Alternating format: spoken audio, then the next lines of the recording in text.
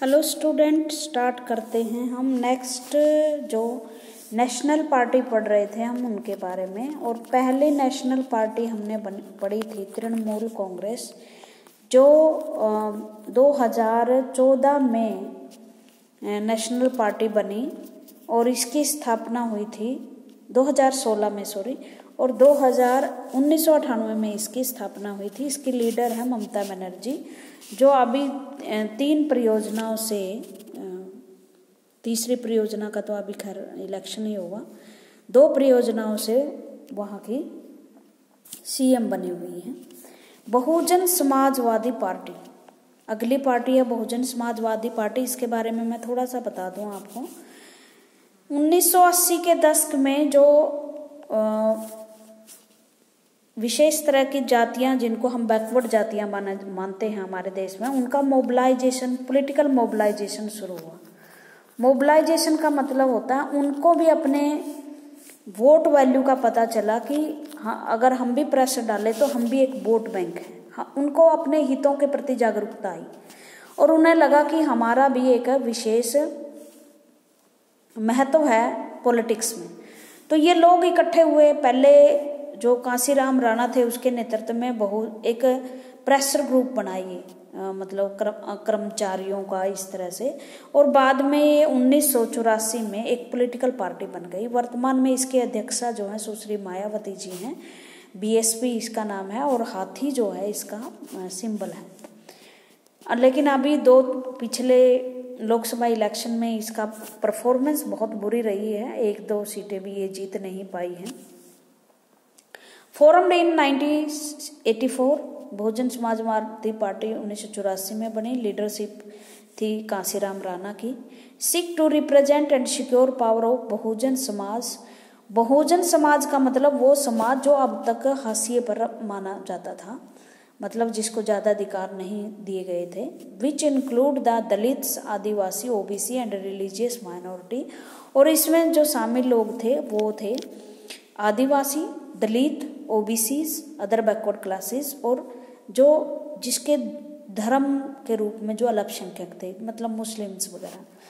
Draw inspiration from the ideas and teaching of Sahu Maharaj, Mahatma Phule, Periyar Ramasamy Naicker and Baba Sahab Ambedkar. इनके नाम आपने अगर सुने हो तो आज़ादी के टाइम जब भारत अंग्रेजों से लड़ रहा था, तो जो ये लोग थे वो अपनी गुलामी को तोड़ने के लिए, क्योंकि भारतीय समाज में जो एससी जातियां, एसटी जातियां रही है वो शोषण का शिकार रही हैं। वो समाज की बड़ी जातियों के गुलाम रही है। तो वो लोग जो है डोमिनेशन को, समाज से डोमिनेशन को ख़त्म करने की कोशिश कर रहे थे, जिनमें महात्मा फूले, सावित्रीबाई फूले, साहू महाराज और भीमराव अंबेडकर, ई.वी. स्वामी नायकर, ये मेन थे।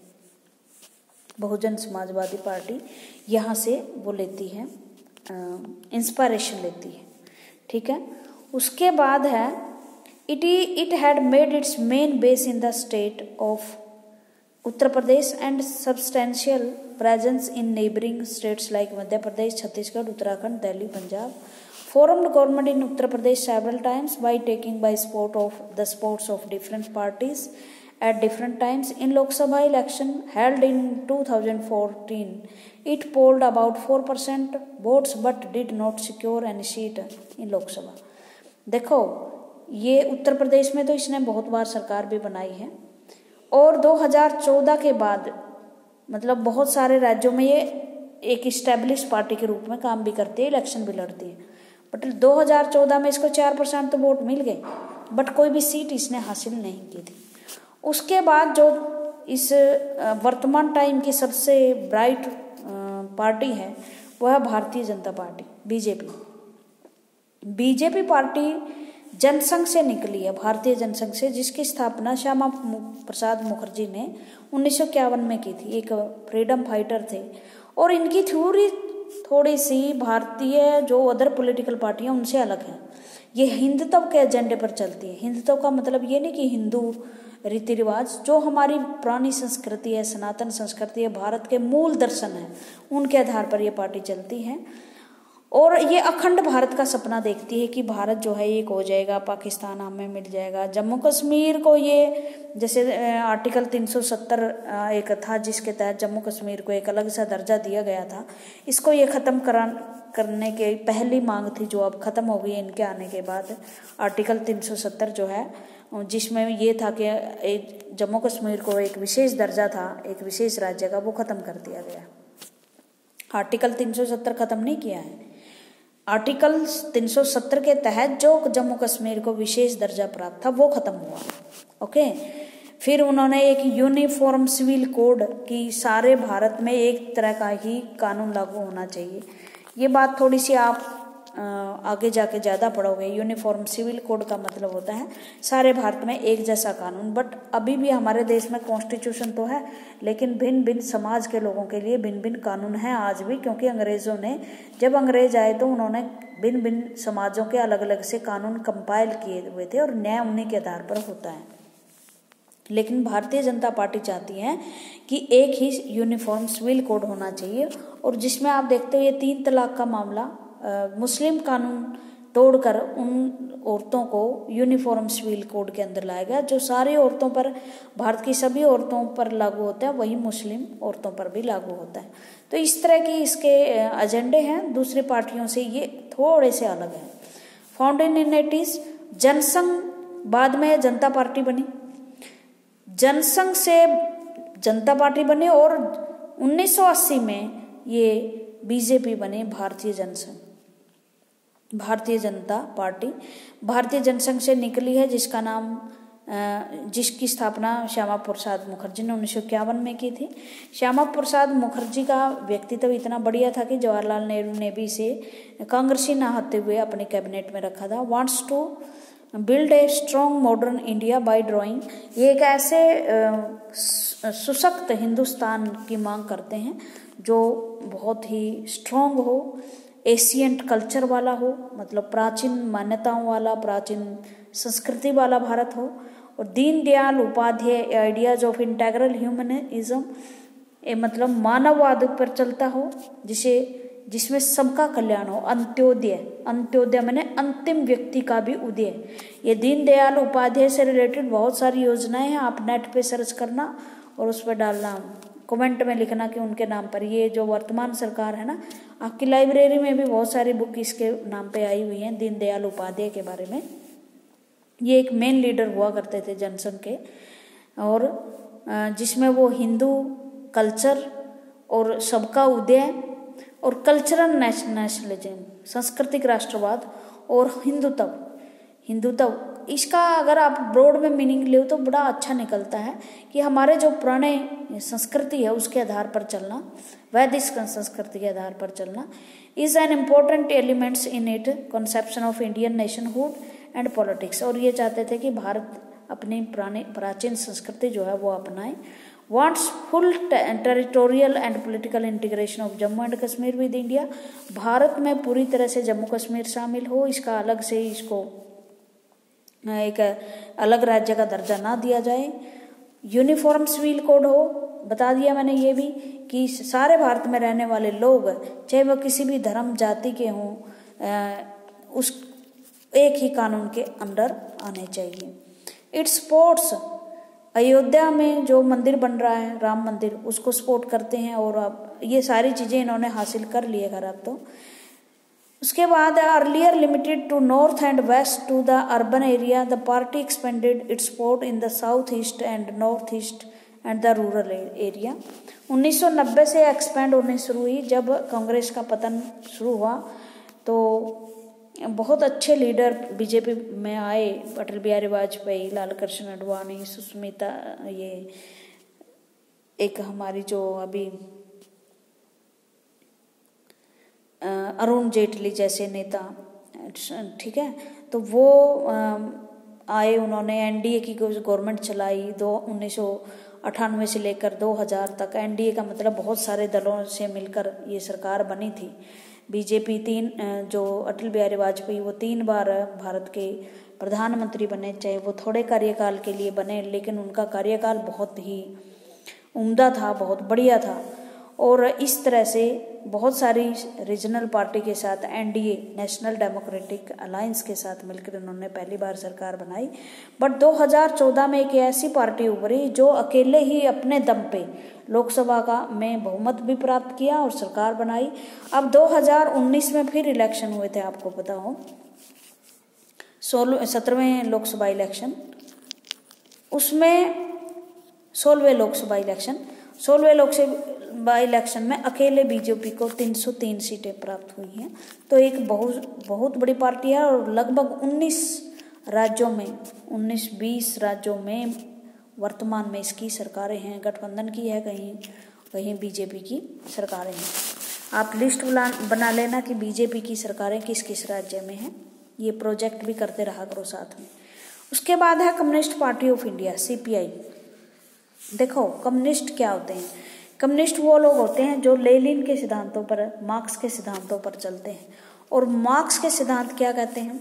मार्क्स के सिद्धांत कहते हैं कि पूंजीवादी सरकारें नहीं होनी चाहिए, डेमोक्रेसी की बजाय इकोनॉमिक अधिकार दिए जाने चाहिए, वोट के अधिकार के बदले रोटी दी जानी चाहिए, अमीरी गरीबी का भेदभाव नहीं होना चाहिए, प्राइवेट उद्योग नहीं होनी चाहिए, प्राइवेट पूंजी नहीं होनी चाहिए, पूंजी पर सारे समाज का हक होना चाहिए।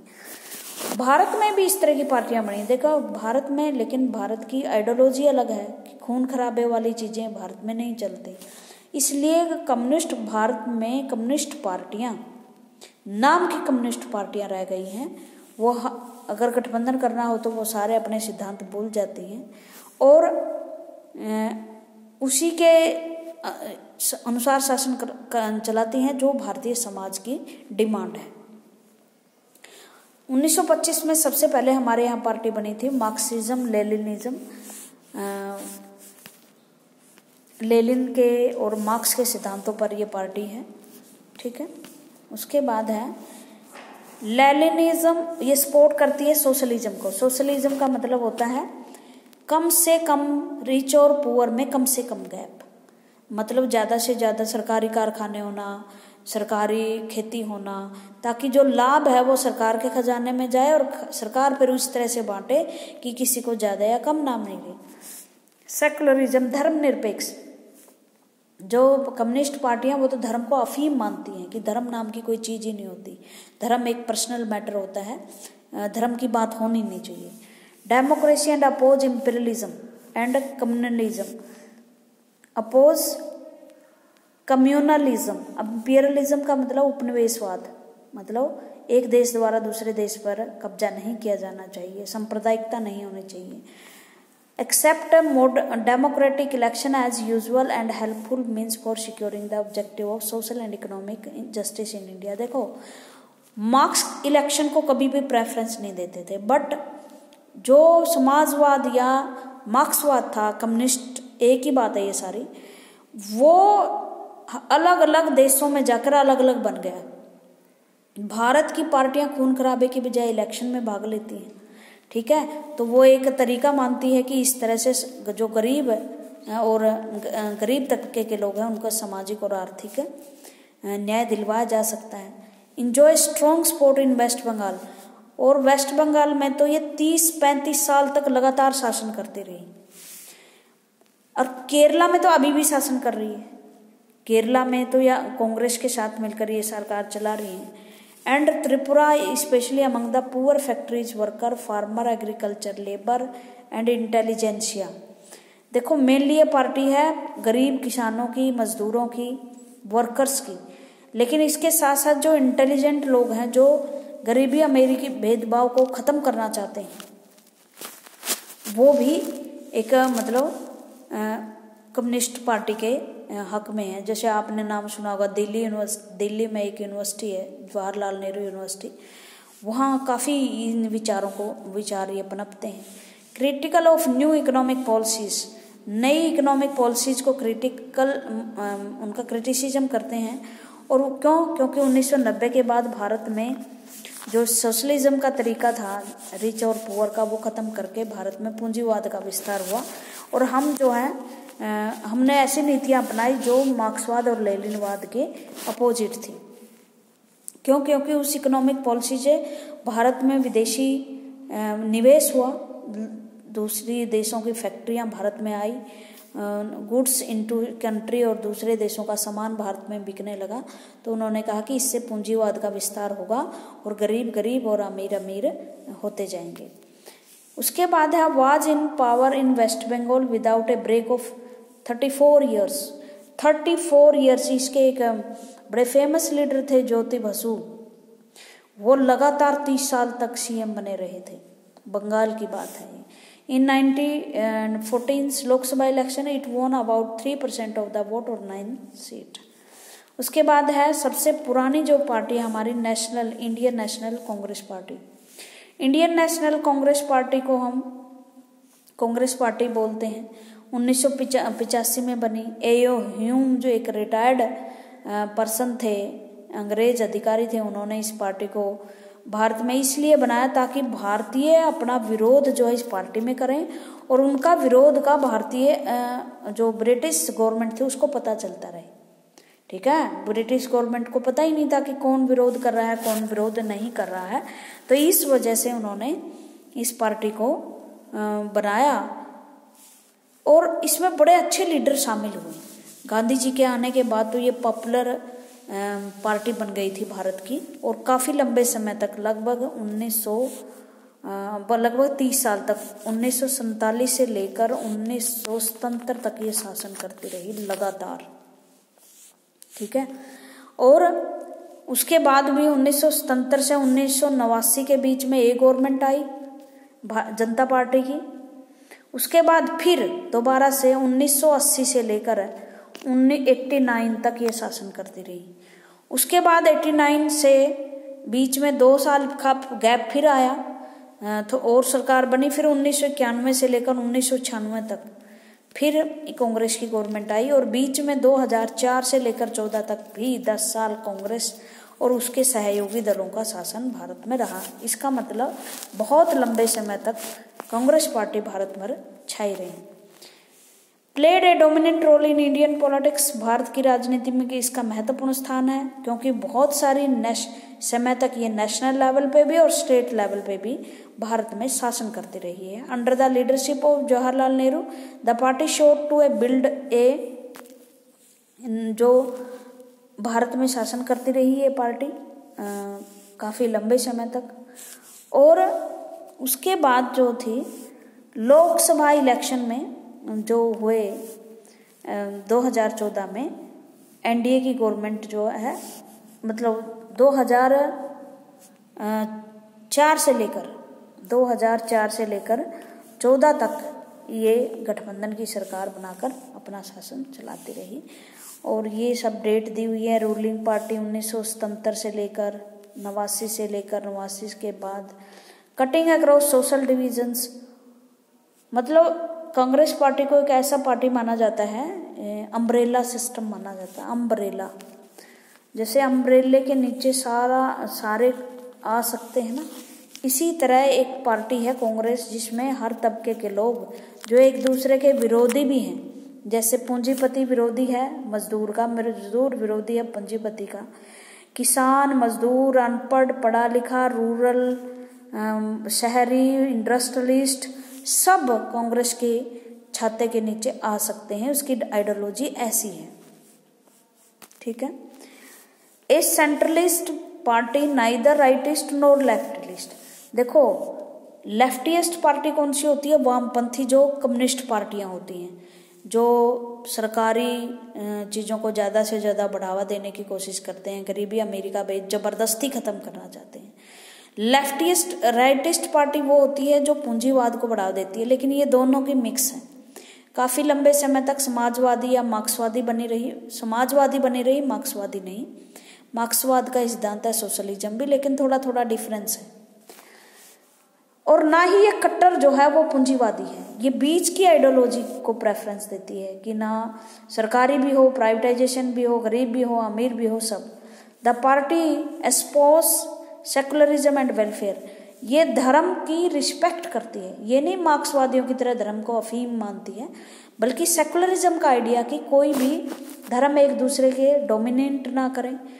लोग welfare of the weaker section, कम जो गरीब लोग हैं उनका उत्थान और जो माइनॉरिटी भारत में रहती है धर्म के नाम पर, जो कम लोग हैं, उनको सपोर्ट करती है। सपोर्ट न्यू इकोनॉमिक रिफॉर्म्स, और यही पार्टी थी जिसने अपना सोशलिज्म का एजेंडा उतार के 1990 में नए सुधार किए। भारत में नई कंपनी आई, नहीं तो भारत की इकोनॉमी तो डूब गई थी बिल्कुल। 1990 में हमारे पास इतना धन नहीं बचा था कि हम 7 दिन का पेट्रोल भी खरीद सकें। बाद में हमारे पीवी नरसिम्हा राव और मनमोहन सिंह जी वित्त मंत्री के रूप में और पीवी नरसिम्हा राव प्रधानमंत्री के रूप में आए, तब भारत में नए इकोनॉमिक रिफॉर्म्स किए और भारत में निवेश आया बाहरी कंपनियों का। Leader of the United progressive alliance, और एक एनडीए तो नेशनल डेमोक्रेटिक अलायंस था, ये तो बीजेपी ने बनाया था, और यूपीए जो है नेशनल प्रोग्रेसिव अलायंस, ये 2004 में बना था। 14 तक इसने शासन किया, जो सोनिया गांधी इसकी अध्यक्ष थी, और वर्तमान में भी ये अपोजिशन में पार्टी है। ठीक है, एक अपोजिशन पार्टी है। उसके बाद है nationalist Congress party. Nationalist Congress party national Congress party से ही निकली है। शरद पवार इसके लीडर आप जानते होंगे, महाराष्ट्रियन हैं वो, काफ़ी समय तक एग्रीकल्चर मिनिस्टर और क्रिकेट कंट्रोल बोर्ड के अध्यक्ष भी रहे हैं। ये 1999 में बनी थी, following A split in the Congress party. Congress party में फूट पड़ गई थी उसकी वजह से, और ये पार्टी बाहर आई थी। एस्पोस डेमोक्रेसी, ये भी लोकतंत्र, गांधीयन, सेकुलरिज्म, इक्वालिटी। देखो भारत की पॉलिटिकल पार्टियां थोड़ी सी अगर मार्क्सिस्ट और थोड़ा सा हम बीजेपी के एजेंडे को निकाल देना तो लगभग सारी पार्टियां एक जैसी हैं, एक जैसे उनके सिद्धांत हैं। सोशल जस्टिस, डेमोक्रेसी, फेडरलिज्म, ये हर पार्टी के सिद्धांत हैं। ठीक है। Wants that high office in government be confined to natural born citizen of country. ये चाहती हैं कि बड़े बड़े जो पोस्टें हैं भारत में, प्रेसिडेंट हैं, मंत्री है, कैबिनेट मिनिस्टर हैं, प्राइम मिनिस्टर हैं, सीएम्स हैं, वो सिर्फ भारत में जन्मे पैदा हुए लोगों को ही मिलनी चाहिए। A major party in Maharashtra की एक मुख्य party and has a significant presence in, लेकिन ये मेघालय, मणिपुर, असम में भी है। A coalition partner in state of Maharashtra in alliance with Congress. 2004 में कांग्रेस पार्टी को बहुमत नहीं मिला था, बट इसके सहयोग से कांग्रेस पार्टी शासन कर रही थी महाराष्ट्र में। ठीक है, ये हमारी कांग्रेस पार्टी के बारे में है। थोड़ा सा और है, मैंने स्प्लिट्स बहुत सारी, इसमें आपको पता ही है बहुत सारी पार्टियों का उदय हुआ कांग्रेस से ही। ठीक है, कांग्रेस से बहुत सारी पार्टियां बनी है। मतलब एक व्यक्ति की आइडियोलॉजी अगर नेहरू जी से अलग चली गई या किसी पार्टी अध्यक्ष से अलग चली गई तो उन्होंने एक अलग से पार्टी फॉर्म कर ली, इस तरह से।